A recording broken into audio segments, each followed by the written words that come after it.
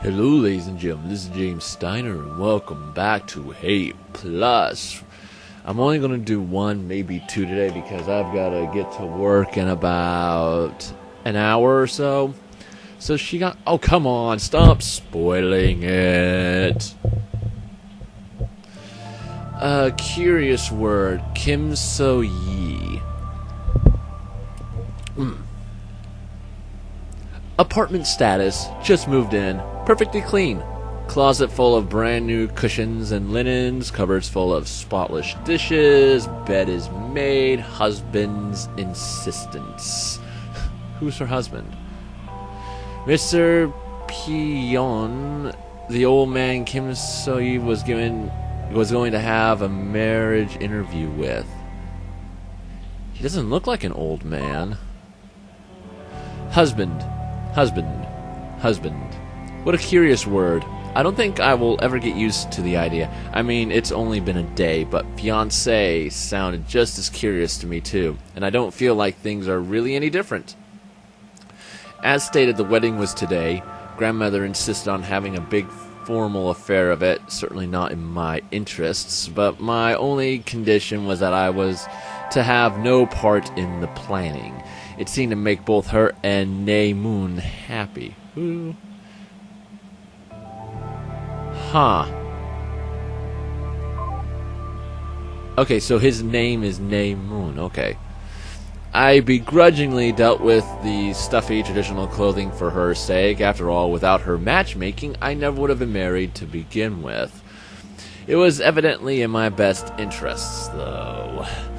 After the ceremony concluded, I had another chance to converse with my grandfather, and after an entirely accidental slip of the tongue about my disgusting boss, drinking was a factor, I must confess. I am unused to how free it seems to make my tongue. I found myself with a promise of a promotion to technical specialist.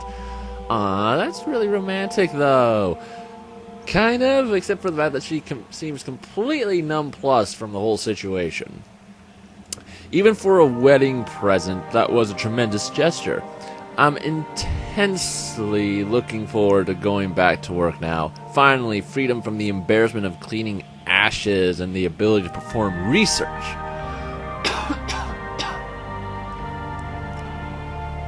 I will, of course, not be given my own assistance from the start, but it is still a huge step up.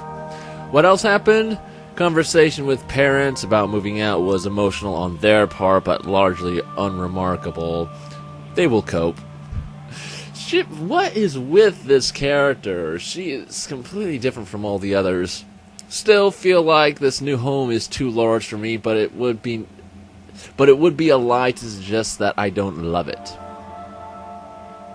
Having space for just the two of us, particularly free of awkward silence requirements in the bedroom, is as great as I had hoped. That's nice, but I don't get what silence requirements means. Awkward silence. Oh, so they're noisy when they do it. Okay. Past... Of course she doesn't know what that means. Oh, it just hit me like a fucking freight train. Past that, busy day, but little else to worth noting. Naked husband is seemingly reading over my shoulder right now. Oh! Still doing it. Hasn't stopped yet. Yes, knock it off.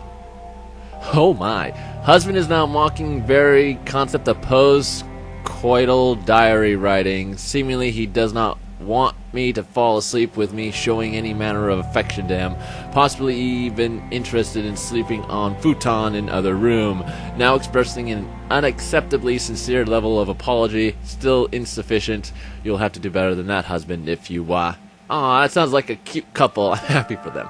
File ends abruptly. That is... Okay, let's just... That wasn't very long. I can read one more.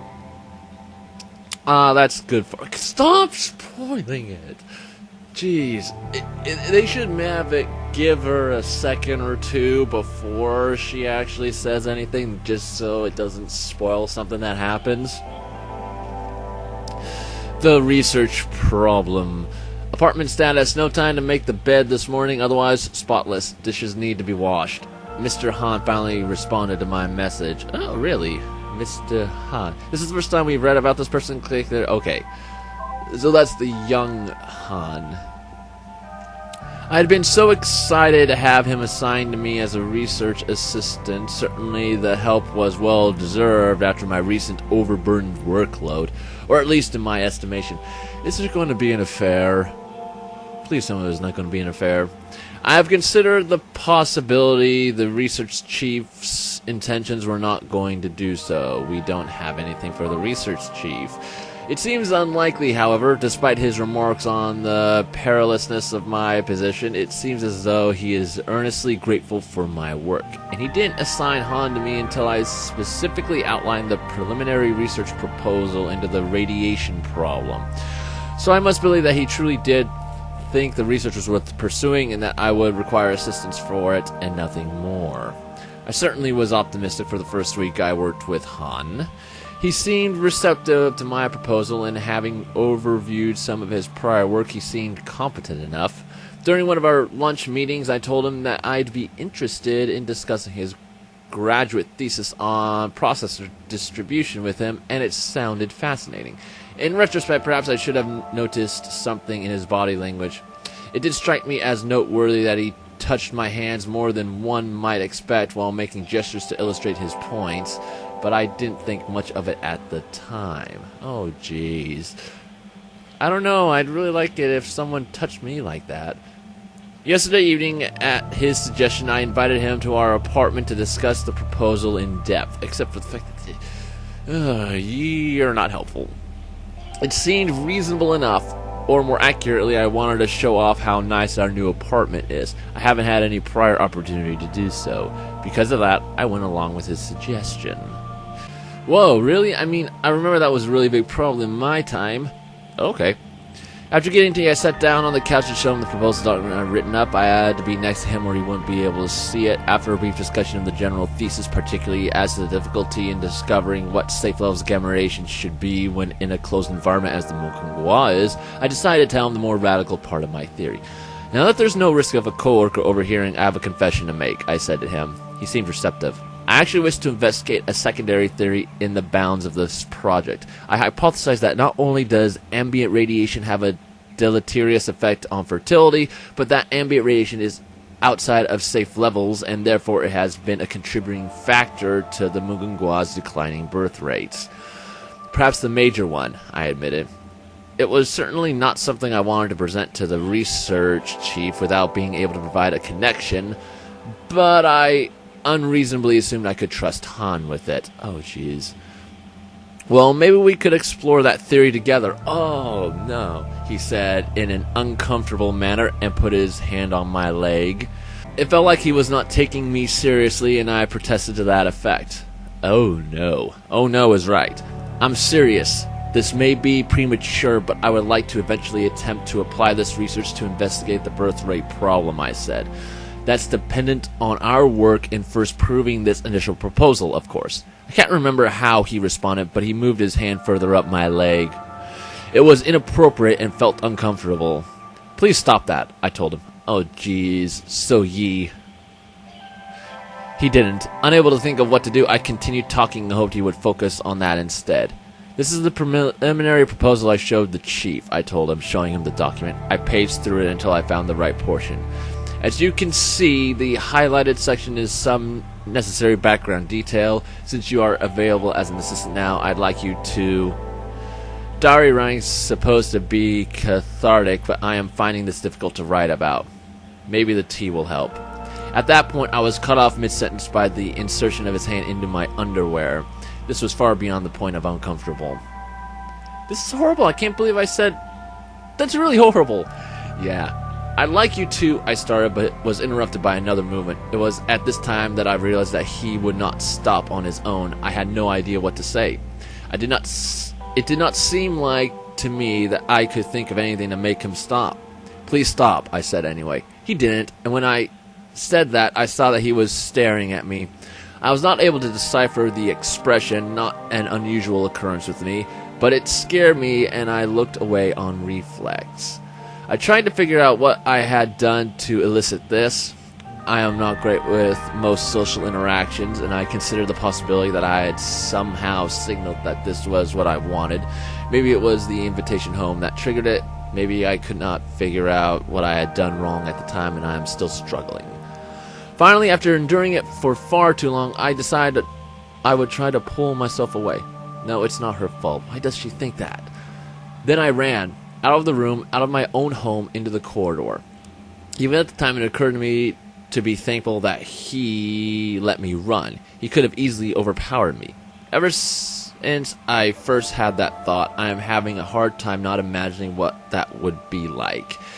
And it induces a sense of nausea. I would go so far as to characterize the thought as horrifying. I would like to stop thinking about it. I hid at the office for 2 hours pretending to be doing overtime. That sounds so scary. Yeah. Nobody questioned it anyway. The thought occurred to me that I could have simply hidden in another room of my home. The bedroom and washroom doors both lock, but it was too late then.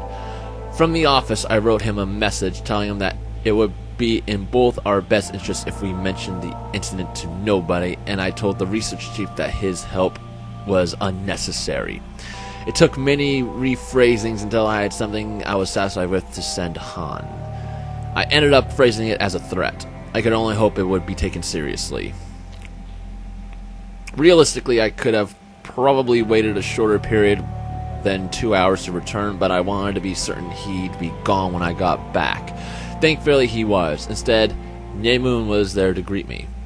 "Are you okay, sweetheart?" he asked immediately after welcoming me home. Oh. I do not know how he could tell something was wrong. I said nothing. I couldn't tell him about it. There was no way. I'm unworried about him judging me or blaming me, but regardless, I do not think he would understand. Probably he would want to cause a commotion over it, file a complaint, or some equally troublesome gesture. "You look really upset. Do you want to talk about it?" he asked. I shook my head. "Okay, of course. That's fine." "Give you a hug, at least?" he offered. I nodded, and he hugged me. I had only nodded reluctantly. I thought I really did not want anyone to touch me after that whole incident.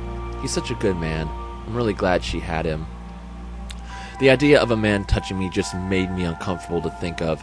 Yet when he put his arms around me, despite that thought, I ended up gripping him very, very tightly and held on for far longer than is considered normal.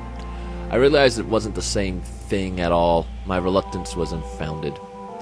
Being held like that could not have been any more different. I'm not really certain as to how to describe it, so all I can say is that it made me feel safe. I felt a sense of longing to just stay like that forever. "I'll make dinner for you, sweetie," he offered. "How about soft tofu stew, extra spicy, just for you? That'll make you feel better." I doubted that any food would have that power, but offering to make me my favorite for me was a very sweet gesture. I'm glad he's here. "Thanks," I said. "Just sit back and relax, okay? I'll have some tea for you in a moment," he told me. As it turned out, dinner was lovely and did raise my mood. The thought of Han touching me kept coming back to me, as I suspect it will for a long time. But then being able to look at my caring husband comes as a source of great comfort.